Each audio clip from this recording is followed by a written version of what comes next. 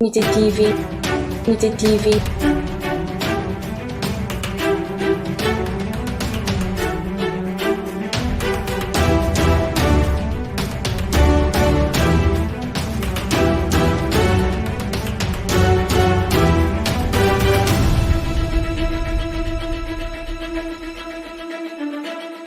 Unité TV, Unité TV. également aussi di seetaan Force TV de même que di seetaan télé bi nga xamante ni mooy Unité TV ba tax na tey nag la système état ànd ak nag ki nga xamante ni mooy sama rakk sama xarit sama jigéen ñu ñëwoon fii doxantu woon ci li nga xamante ni à l'occasion de la Tabaski seet si ki nga xamante ni mooy monsieur Alioune Badara Seck parce que nag waxtaan ak moom ci fànn yëpp waaye nag defe naa nag li def ci nag bi nag tey dinañ ko jéem a xajal ci cin bi donte xajal ci cin bi waaye ba tax na dañu profité ci occasion bi baal ñëpp ak di leen baal ak à l'occasion ci Tabaski bi wante ba tax na tey rek da ngay daal di def sama système ñu naa la bàyyi ko ñu ñëw seetaan maa ngi lay fay si sama kaa sama mag sama xarit ñuy nuyuwaat rek mbokk internet yi di leen ziar di leen jox seen wàccuwaay di leen ñaanal jàmm ñuy ñi nga xamante ni télé yi nga xamante ni ñoo fi teew muy seen télé bu mag bii di Unité TV ci nga xamante ni mooy Prof TV ak yoonu ndaw ñu ngi leen nuyu ñoom ñëpp di leen ziar waaye di leen baalu ak si Tabaski bi di leen baal ak encore une fois di ñaanal ñëpp jàmm tey nag ñu ñëwoon fii nga xamante ni c'est suñu vidéo bi fas yéene waxtaan ak moom ambition yi nga xamante ni am na ko ci Kër Massar ak Tabaski yi ñu laaj ko baalu mbokk internet yi ba ak baalu ñi nga xamante ni ñooy waa Kër Massar ñu ngi leen di fay di rafetlu seen invitation bi di leen accueillir suñu kër donc kontaan nañu trop si déplacement bi nga xam ne ngeen def ak invitation bi nga xam ne moom la ñu jagleel di si profité nag pour baalu àq askanu Sénégal baalu àq waa Kër Massar di leen ñaanal atum jàmm atum sutura atum wér waaye naa soxla nañu ko trop ak pandémie bi nga xam ne si dëkk bi wér ak wér la di ñaan yàlla mu saxal fi jàmm et puis lépp loo xam ne daal nit ñi moom la ñu soxla surtout ñun ñi nga xam ne ñoo nekk Kër Massar dañu xam ne moom lañu fi bëgg waaw waa Kër Massar tamit yéene bi nga xam ne moom la ñu am Kër Massar yàlla na ko yàlla àggal si jàmm ak sax vraiment moom la ñu nuyu baax di leen remercier si seen invitation. d'accord kon nag monsieur Seck yow tamit ñu ngi jaajëfal bu baax a baax alors di rappeler téléspectateurs yi ñu ngi toujours rek yéen ci ñetti télé yu mag yooyu nga xam ne ñoom lañ nekk en collaboration ak ñoom alors monsieur Seck li nga jógee ci Tabaski bi yàggul dara bala ñuy dugg ci waxtaan bi dañuy daal di bàyyi nga wax ni naka nga passé sa Tabaski. waaw Tabaski bi comme d'habitude man en famille. dans le calme en famille parce que man moom damay jéem a moytu stress bi trop. c'est pas facile nag parce que société bi ñu dëkk it surtout soo nekkee soutien dina xaw a métti ndax tey ñun nag ñëpp a yem ku si nekk yaa ngi daw di uti loo xam ne moom ngay andi sa njaboot mais sant yàlla bu baax a baax ça s'est passé dans d'excellentes conditions avec la famille et sant yàlla bu baax. ñu maa xam ni lan la rek. waaw kooku géej ñi ak jaween yi defe naa ñoom la gën a sonal ndax ñun moom sooy xool dañuy mos rek tuuti. naan tuuti ataaya pare noppalu li si def ñu bàyyi kàddu gi yooyu yëpp jaween yi. mais sekkee nii moom macha allah. ñu si sore. jërëjëf monsieur Seck gannaaw bi ñu nuyoo baalu àq ba pare dañuy xuus li nga xamante ni mooy suñu waxtaan comme suñu temps bariwul te heure bi dafa gàtt monsieur Seck tey ñu gis la nga nekk fi nga xamante ni moo di commune Kër Massar nga nekkee côté bi nga xamante ni moom la ñuy wax Kër Massar Sud ñu xam ne ñu gis ni gars yi ràññee wuñ la bu baax Kër Massar bi nga xamante ni mooy Kër Massar fépp Sud ak Nord gars yi xamuñ la Sud gi rek nga xam ne mais Kër Massar Nord gars yi xamuñ la lan moo waral loolu. waaw xam nga Kër Massar moom laa naan sax man pour le moment dañuy waxtaan rek quoi mais man su ma defee analyse pour man Kër Massar amagul réellement leader politique d'envergure man gisuma ko. yow loolu nga gis. man loolu laa gis. pourquoi pour man amul un leader politique d'envergure loolu nag bon nit ñi ñooy xam lu tax parce que man xaw ma lu tax mais si on fait un constat man Kër Massar mënuma la fi citer nit ne la kii mooy ñun suñu leader politique. am na yeneen gox yoo xam ni soo fa duggee dañ ne de manière incontestable kii mooy leader politique. Kër Massar nag dafa nekk loo xam ni comme découpage bu bees la ñu ngi dugg si commune bu bees muy Kër Massar Sud muy Kër Massar Nord tam également gisuguma fi ko xam ne mooy leader politique on a un maire sortant man pour man ça s'arrête là mais ça c'est une opportunité aussi loolu baax pour ñun ñëpp ñi nga xam ne c'est des candidats indépendants comme ñun ñi nga xam ne ñun politique bu ñu bokkuñu si benn parti ñun li ñuy def mooy dañuy jël suñu responsabilité parce que tamit responsabilité su jotee da ngay assumer ñun dañu décider assumer ñun suñu responsabilité au niveau de Kër Massar parce que dañu am un programme un projet très clair boo xam ni moom la ñu ànd ak suñuy nawle mais moom la ñu bëgg a teg Kër Massar parce que Kër Massar li ñu fi war a defar bare na defe naa incha allah wala bi si waxtaan bi dañ si gën a soo dugal mais soo defee diagnostic bi bëri na ay problème li dox barewul li ñu war a andi ay solution bare na ñun si loolu nag la ñu dogu ne lii incha allah wala bi ak suñu équipe moom foofu la ñu jëm seet naka lañ koy résoudre te si tànk yooyu la ñu nekk te defe naa seen panel bu mel nii dinañu may ñu gën si waxtaan ak askan wi. waaw léegi yow boo taxawee nga ne yow gisoo Kër Massar leader politique lan moo tax nga wax loolu te leader yi nekk fi di def social di nekkal fi askan bi def lu am solo fii si Kër Massar yow nga taxaw nga ne yow gisoo leader Kër Massar lan moo tax nga wax leader politique la leader politique waaw lan moo tax parce que ñi def social defuñu politique ñi def social dëggantaan fii Kër Massar defuñu politique. pourquoi ñi def social dañu def politique. non li ma wax c'est-à-dire ñi def social Kër Massar ñu xam leen ñooñu dugg ren la ñuy soog a dugg sax man si laay gis ñuy soog a dugg si champ politique te am na ñu xam ne ñu ngi def social lu bare lu ëpp ñoo xam ne sax présenté wuñu te ñu ngi toog ba léegi nekk ñu ay candidat donc am na ñoo xam ni ñi def social dëggantaan sax nekk ñu si champ politique ñun ñu ngi suñu ginnaaw ñu ngi si côté ñi ngi def li ñuy def te kenn yëgu ko mais ñi nga xam ne nag ñoo war a def réellement social mooy ñi nga xam ne ñoom la ñu fal ñuy les autorités ki nga xam ne mooy la mairie le conseil municipal ñoom ñoo war a jiitu si di def social te loolu gis luñu ko donc moo tax nag nga gis ren ñi nga xam ne ñoo daan def social sax ci suuf jóg jël seen responsabilité ne problème mu Kër Massar incha allahu rabi ñun dañ ciy teg suñu loxo te dañ koy réglé ak waa askan Kër Massar. alors kër monsieur Seck ñu dégg kàddu yi nga xamante ni daaneel na ko ba tax na fi nga daanelee ñun foofu la ñuy jëloon yow tuuti rek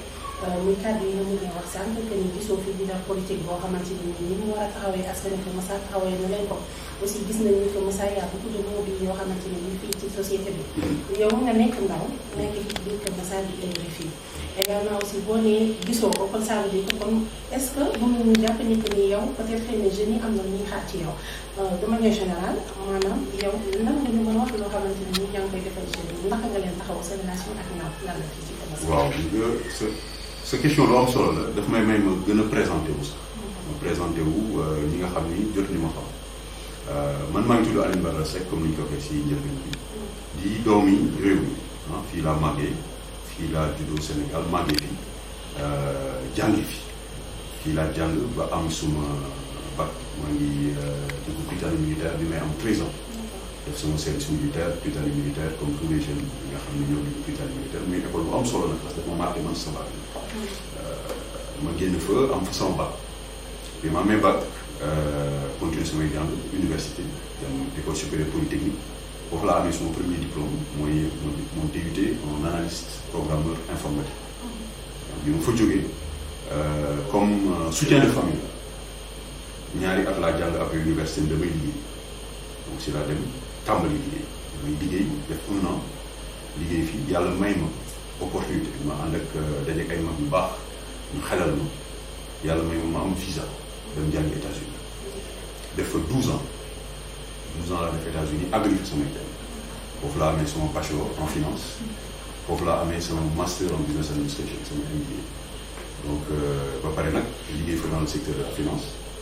ba pare bi ma si jógee liggéeyal pour sama propre compte loolu moom may sax ma ñu gis Sénégal parce que nag man Sénégal moom ma sa ñor lépp loo xam ne am naa ko bitim réew ma am ko sama biir réew bokk kaat suma askan moo ma ñor donc looloo tax ma ñibbi si je suis rentré ici en 2011 juste à la veille des élections boobu ba léegi fii laa nekk Kër Massar liggéeyee naa fii li ma fi ñëwee mooy Tigo à l'époque ba 2016 ñuy def ay élections waa Free demandé ma du ma dugg toog si détails yi parce que day guddal kii bi mais les employés de Free ñoo ma demandé ma porté wu volontaire pour les élections de secrétaire général du syndicat national des travailleurs de Sénégal boobu ñeenti at laa fa def te compagnie boobu am na ñoo xam ne def nañ fa 15 ans 20 ans donc ñoom lañ fa gënoon xam ñoom ma gënoon miin compagnie bi mais am na taxawaay boo xam ne jotoon naa ko taxaw si compagnie bi ba employé wóolu ma ne ma yow la ñu bëgg nga yor suñu kàddu di ñu défendre suñuy droit parce que li nga xam ne ñun mënuñu ko am si compagnie bi jàpp nañu yow soo si jàppee ak sa équipe li ñu bëgg incha allah wala dinañ ko boobu 2016 la ba tey 5 ans lañ ko def premier mai bi lañ def suñu bilan d'étape objectif yi nga xam ne ñun moom la ñu amoon en 2016 yëpp sant yàlla atteindre nañ te am na yoo xam ne def nañ koy pour le cadre le compte des employés yoo xam ne bokk na sax si objectif donc ni ñu ko defee it foofu noonu la ñu amee yéene defee ko fii Kër Massar parce que xam nga lu tax dafa am un diagnostic boo xam ne ñun ñëpp ko def Kër Massar. Kër Massar conseil municipal bi sortant def na fi 7 ans li ñu yor si budget si 7 ans yi su matul 7 milliards war ko sori su ko ëppalee 7 milliards de budget ñun dañuy laaj parce que ñun ñu ngi dugg si terrain bi di waxtaan ak ndaw di waxtaan ak jigéen ñi sur le plan social dañ leen di laaj yéen nan la leen municipalité bi defal surtout en termes de financement dañ ne naan ñun de maire bi ñun élection su amee dañ koy gis financement yooyu ñuy wax agul si ñun te ñun suñu xoolee budget bi ndax ñun budget moom suñu spécialité dañ ko jàpp suñu xoolee budget bi dafa am xaalis bu bare boo xam ne dañ ciy génne damay doxal un exemple 2019 600 millions génne nañ ko sur un budget de 1,1 milliard ne dañ ko jagleel social gisaguma koo xam ne gis na si boppam loolu mooy juste la partie sociale nga ñëw si la partie infrastructure amélioration du cadre de vie de Kër Massar parce que loolu dafa am solo ñun suñu programme bi nga xam ne moom la ñuy tënk ñetti ponk lay doon naka la ñuy taxawoo jeunes yi naka la ñuy taxawoo femmes yi naka la ñuy améliorer le cadre de vie de Kër Massar ndax Kër Massar nag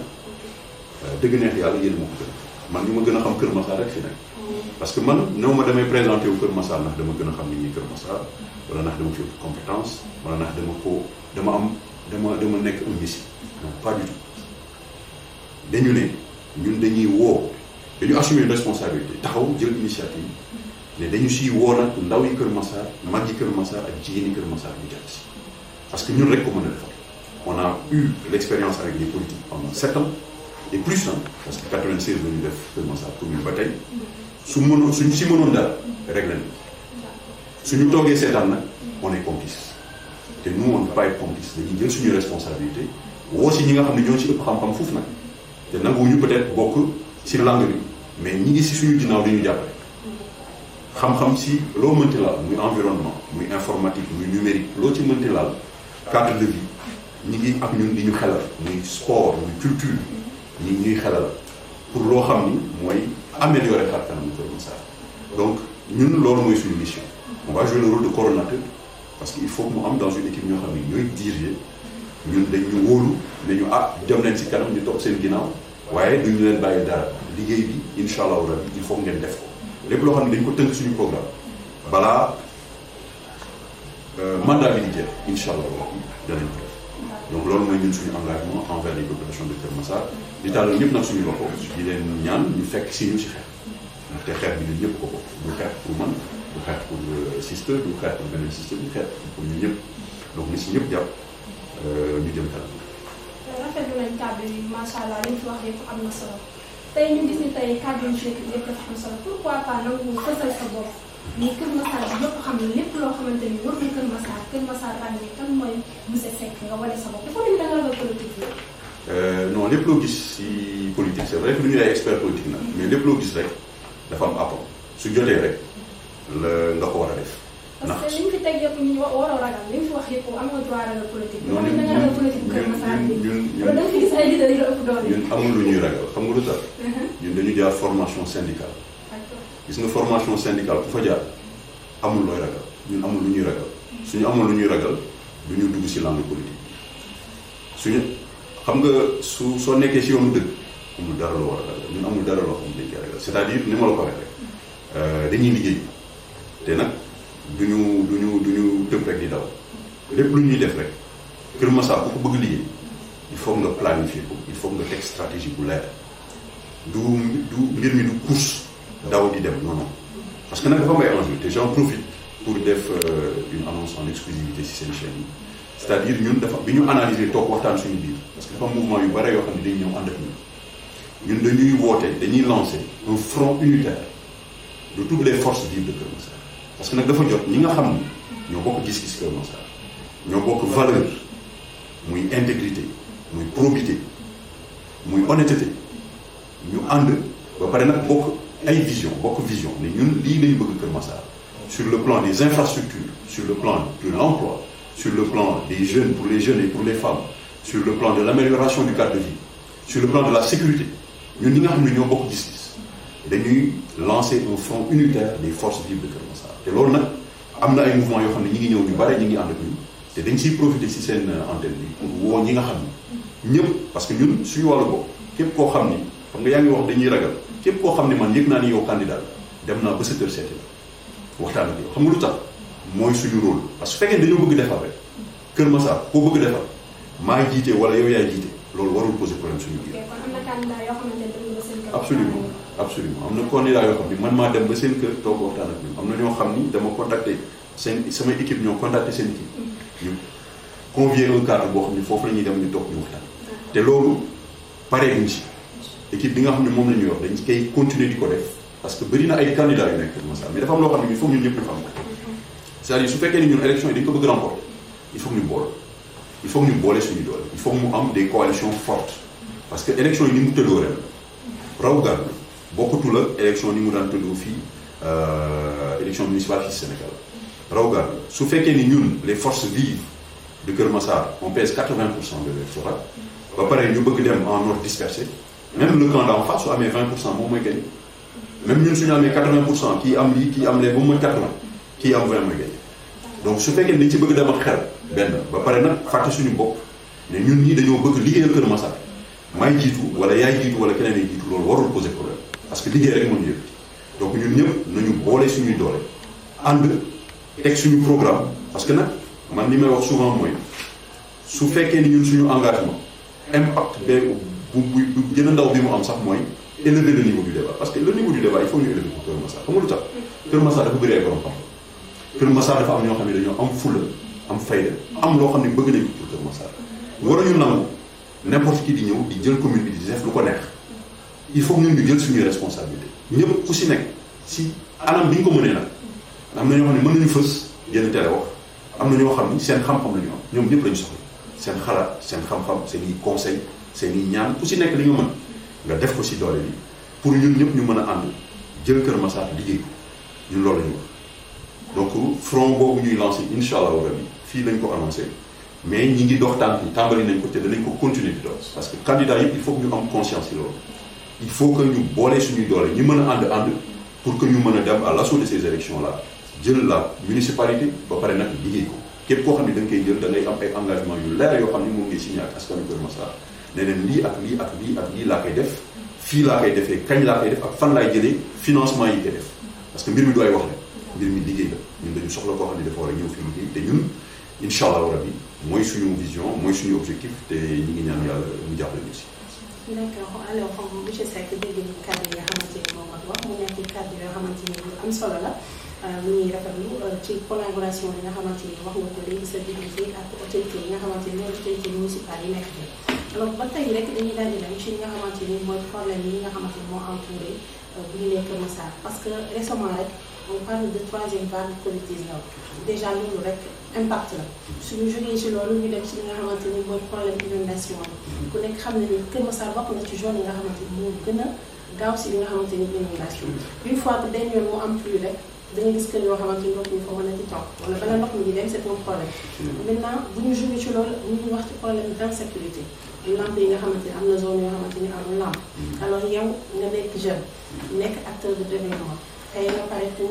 jàpp ci Kër Massar nga pare pour Kër Massar avancé jëm kanam en tant que jeune nekk acteur de développement ci problème yooyu nga xamante ni accentué nañ ko fii ci biir Kër Massar même bu dul loolu aussi dañuy gis ni marché Kër Massar bi population bi dafa xaw a bari alors ak loolu ci Covid-19 bi ak problème d'insécurité violence moom fi agression yaa ngi fi déjà quand on parle de Kër Massar automatiquement agression moom fii la gën a nii maintenant est-ce que yow jàpp nga ni en tant que jeune yow ndaw est-ce que ça sera très facile pour que ñu mën a ko porter combat boobu ñu mën a ko porter aussi ci yow personnellement. maa ngi rafetlu question bi surtout que yow si sa biir wax rek. da nga def diagnostic problème yi nekk Kër Massar yëpp. yow li nga wax ni ku ko déglu Kër Massar dafa war a engagé parce que problème yi nga xam ne moo nekk Kër Massar te lim nga sax mais bàyyi mais li nga lim ci problème rek doy na pour koo xam ne mi ngi yeewoo Kër Massar mu ne ah man de lii du ma ci mën war naa ci mën a jàpp donc loolu mooy en fait la réalité que ñun ñuy dund Kër Massar loolu la ñuy dund insécurité inondation te loolu man je me dis que inondation zone yi nga xam ne c'est inondable yi nekk Kër Massar ñëpp xam nañ du daaw bi mu amee mën na ni ba nit ñi di yéeg ci bateau yeeg ñi di ñu sonn fi sonn bi ñu fi sonn la autorités yi xam ni Kër Massar c'est une zone qui est inondable donc suñ si dogu woon depuis 2014 bi nga xam ne boobu la ñu di dénk mairie bi je pense que en 5 ans parce que taw bi 2019-2020 là en 5 ans réglé woon nañu au moins problème mu canalisation yi ñuy def parce que soo leen xoolee quand même il faut le reconnaître parce que nag ñun on n'est pas nihiliste en 1 an li ñu fi gas di dugal ay tuyaux bari na projet 1 jaar na fi phase 1 bi phase 2 bi jaar na fi ça c'est des projets de l'État. Pourquoi est-ce que ces projets là xaar ba Kër Massar nekk sous les eaux li ñu gisoon daaw mais c'est un spectacle qui est désolant ñuy soog a ñëw ne ah ñun réaction boobu la ñuy def moo tax ñun lu ñu wax mooy dès la première année c'est-à-dire chaque année bu yàlla def parce que chaque année bu yàlla def nag mairie day yor budget chaque année bu yàlla def état day jàppale mairie chaque année il faut que ñu attaquer les problèmes pour que au moins à la fin de chaque année dañuy ñëw rendre compte aux populations de Kër Massar parce que loolu dafa manqué dans cette municipalité là le rapprochement te acte 3 loolu la andi dafa dañu war a rapprocher les administrateurs des administrés mais ñoom dañoo rapproché wul ak nit ñi parce que nit ki sooy liggéey te waxoo ko li ngay def lan la amul njëriñ donc dañuy war chaque année ñuy ñëw di rendre compte aux populations de Kër Massar dañu war a def des bilans d'état ne ren problème bi ak problème bi ak problème bi réglé nañ ko problème inondation il faut ñu attaquer ñu pare parce que pare ren su tawee maara day tàgg parce que daaw la ñu commencé liggéey accéléré nañ ko dëgg la jàll nañ phase 1 phase 2 bi à la dernière fois que j'ai vérifié on était allé à plus de 60% d'exécution phase 3 bi lancé duñ ko loolu suñ ko commencé en 2014 réglé nañ ko problème de sécurité moom n'en parlons même pas c'est-à-dire dëkk boo xam ne mënoo am ay lampes yu tàkk à la limite man état su la joxee lampe yow nga ñëw la mairie fayal courant defal entretien mais y a un minimum boo xam ne mairie war na ko def tu ne peux pas toujours ne man mairie laa yor mais damay xaar état defaral mais ça ne va jamais se faire sinon soxlawuñu maire dañu soxla ñoo xam ne dañuy ñëw pour liggéey mais ñun chaque année lii mooy suñu objectif à la fin de l'année ñu ne objectif yi fan lañ ci toll sécurité publique jëlee nañ ko fii réglé nañu problème yi parce que sécurité publique nag régler problème sécurité publique yamul si nga ubbi benn poste de gendarmerie frais de mais réglé na ko sécurité publique ñun xam nañ ni si nekk sécurité publique da ngay commencer d'abord régler le problème de l'éclairage public parce que boo defee ko ñi lekk ensuite tu peux mobiliser les jeunes pour ñu mën a assurer de la sécurité de proximité en tout cas yooyu dinañ ci gën a dugg dans les détails sur notre programme parce que fànn bu nekk muy inondation muy sécurité muy infrastructure muy amélioration du cadre de vie cadre de vie moom n'en parlons même pas c'est-à-dire Kër Massar pour nga ñëw ne fii laay dem féexloo si amul Kër Massar man daf may dal je donne un exemple man j'aime bien faire du sport mais je n'ai pas le temps des fois de le faire tôt la matinée soit guddi laa koy def dans la journée su fekkee na ko bëgg def amul foo ko mën a def parce que amul fenn fa am kenn fépp naaj mais il faut faire une campagne de reboisement def ay garab am aménager des espaces verts am na comme cité bu nekk am na espace vert amul cité boo xam ne fii dagg nañ ko établissons les normes te bàyyi fa espace vert pourquoi ces espaces verts là ne sont pas aménagés pour nit ñi di dem di fa toog di fa feewal ak seen i doom mais loolu yëpp liggéeyu mairie la léegi mairie moo am compétence boobu dañ ko transféré 9 domaines daf ko war a assumer pleinement suñu mairie yi nag dañoo assumer woon seen i compétence moo tax ñun dañu ne li nga xam ne jàll na dañ siy jël jàngat mais ñun on se projette sur le futur on se projette sur le futur avec les jeunes de Kër Massar surtout parce que nag jeunes yi daje nañ seen ñoo xam ne dañu ànd ak xarit am xam-xam li ñuy def ba pare ànd ak dynamisme loolu dafa am solo ñu ànd seeg mag yi ñu ñuy conseil di ñuy jàppale si jigéen ñi ñu ànd seeg jigéen ñi ndaxte jigéen ñi bu ñu jàppalee sotti donc ñu daal ñëpp lañ siy woo ñu jàpp si parce que mbir mi encore une fois mbiru ñëpp. Unité TV, Unité TV.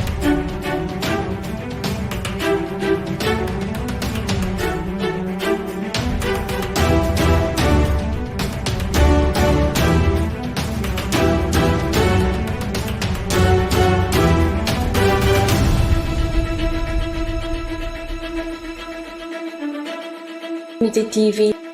Unité TV.